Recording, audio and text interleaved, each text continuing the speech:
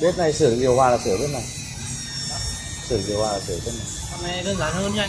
Nhưng sửa điều hòa là sửa được bếp này. Sửa được điều hòa, sửa được cái này. Hôm nay đơn giản hơn nhiều. Không chưa biết được.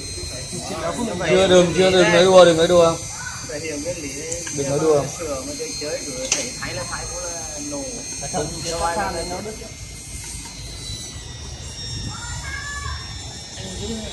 Còn cái rắc kia con rút được cái rắc kia rút ra nó ấy.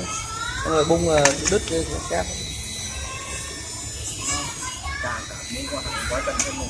Cáp đấy còn đứt cái cáp đấy là còn ngoan.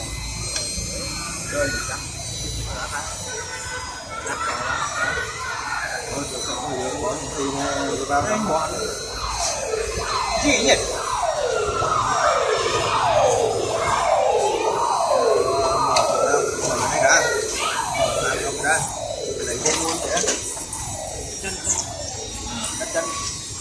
Mở hai cái mâm ra này.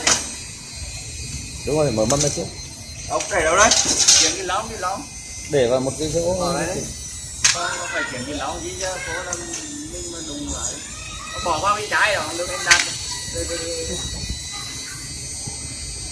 Hôm nay thì cũng cậu giặt ra.